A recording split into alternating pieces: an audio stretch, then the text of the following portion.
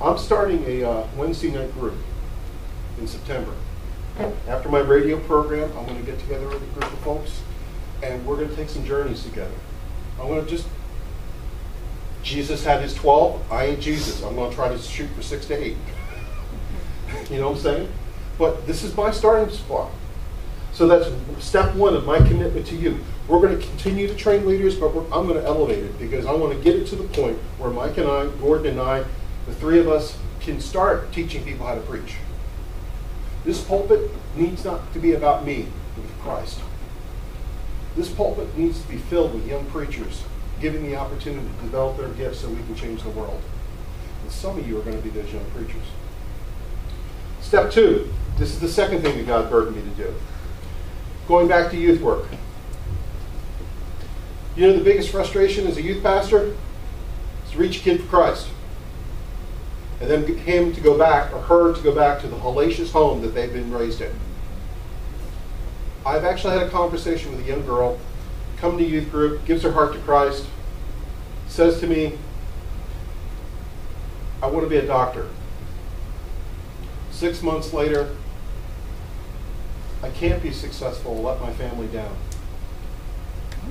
I'm like, what kind of backdoor weird thinking is that? And here's the thing, hurting kids. They're ashamed to break the mold of the garbage that they're going through. Some of these kids get up in the morning, and if Jesus himself was sitting on the foot of the bed, they couldn't see him because of all the garbage that's going on in their lives. Kids, a third of the kids in our community can't read. It's also interesting that a quarter to a third of them are hungry. They don't have enough food. I have had kids over the last 10 years from this neighborhood show up at my church say, hey, Mom and Dad are both working. I haven't had a meal with an adult in 2 weeks, and I looked in my freezer and there's a bag of frozen whatever. Jujubes, I don't know, and coffee. Can I get a sandwich? I'm a kid that came to youth group. I was noticing that her shoes were falling apart constantly. I said, I know your dad. Your dad's pulling down 80 G's a year. Your dad is restoring a 69 Roadrunner in his garage. Your dad just pulled a pool in his backyard. Why don't you have shoes? Okay, get in the car. My wife and I took her to the shoe store and bought her 3 pairs of sneakers. We bought them. Why? She needs shoes.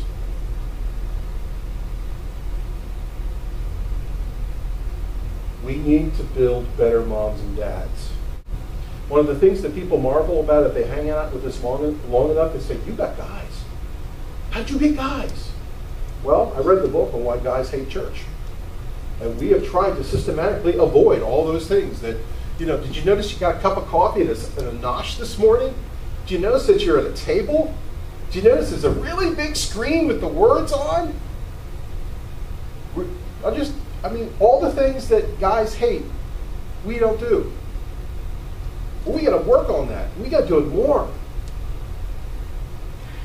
We have to create opportunities for moms and dads to connect to Christ and grow.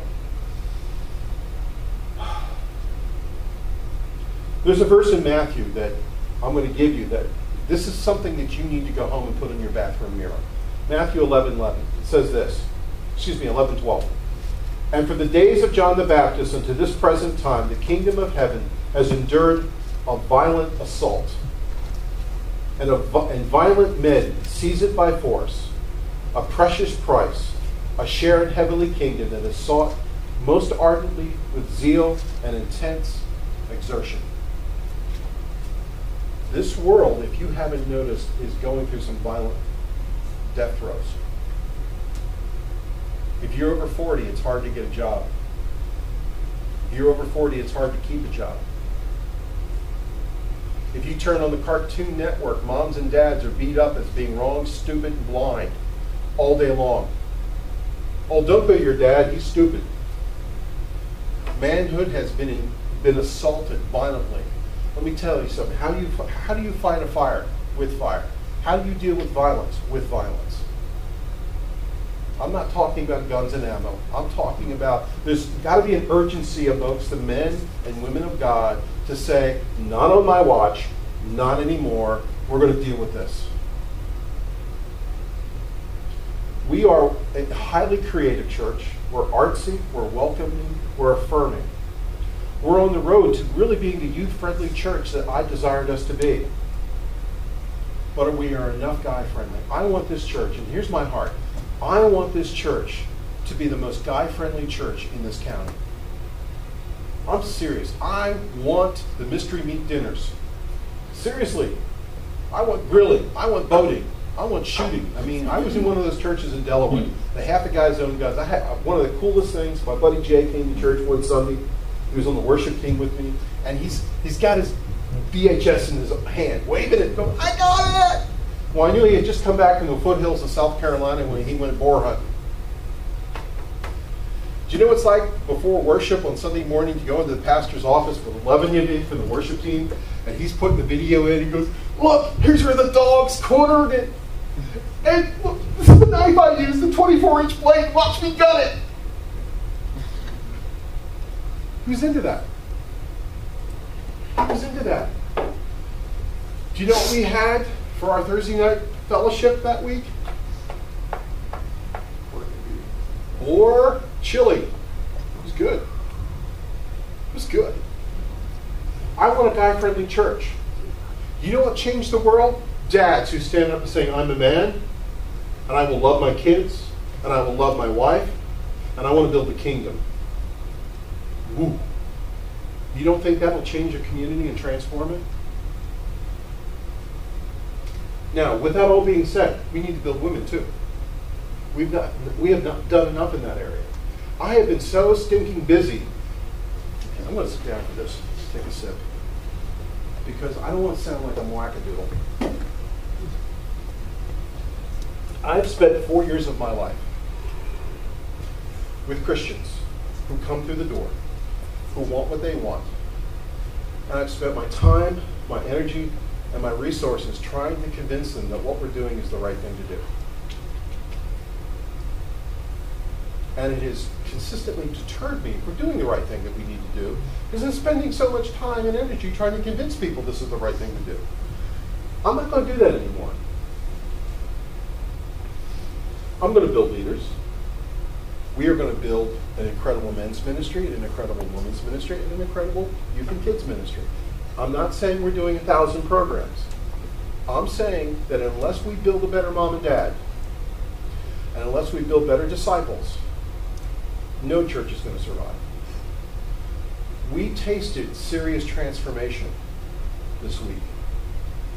I went to the library. 5 years ago, we adopted the Chester Public Library, the J. Lewis Grocery Library. Bookshelves were empty. Half of that room was empty. I delivered. Someone gave me 300 new books this week for the library. That's 3,500 books we have given to that library. When we went there, the place was dead with nobody in it.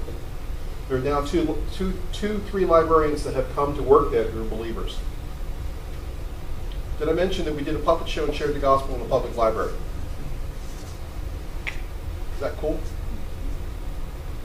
This was what the librarian said. "Chuck, we've seen transformation. This place has been jumping for 6 months. The bread program has contributed to that. Once a week, our ladies take bread to the library. The library promotes it to the people in the neighborhood. If you're a single mom, you don't have a library card, come get a free library card. We'll give you a loaf of bread. Come back next week and check out a book for your kids. We'll give you a free loaf of bread." Do you know there's 40 people in line most weeks when they get there? And the bread is gone in 12 minutes. All 7 trays. There are 11 to 18 loaves of bread on the tray. All 7 trays. Our ladies have led 2 people to Christ. Our ladies have given out hundreds of Bibles. Transformation. The example that we need before us, that if we press in and we do the right thing, we can see transformation. Campus, with Mike Kelly. We have a campus group on Widener. There hadn't been one in over 4 years that loves Jesus. There just hadn't been an organized effort. University is now building an actual chapel that seats 80 on the campus that opens the end of September. I'm incredibly grateful for that, because the university says, faith life matters. It's an important part. Mind you, we're sharing the facility with the Muslims, the Catholics, the Jewish folks. I mean, I understand it wasn't just for us, but when you invest in the kingdom, good things are going to happen. Good things are going to happen. So we need to take the second step. We're going to train leaders. We're already training leaders. We're going to make a higher concentrated effort in September to train more leaders and see where that leads us. The second step is going to be a little bit more difficult to do because we've got so much that we need to unpack. And what God led me to do is this: Thursday nights, for a very short period of time, 4 weeks, 6 weeks, after our meal, after our little fellowship time, I want to divide us up a little bit. I want all the guys to sit together and talk about guy stuff. Share our hearts. Share about our friends that we're trying to reach, you know? I want our ladies to sit together and share and talk and pray together, and the guys to pray together, and see where it develops. Because it's going to develop with us. Our commitment to the kingdom and what God has called us to do is going to begin with us. So that's what I'm going to do as my next steps. Next week we're going to talk about some church commitments. There's some issues that we need to deal with in the community.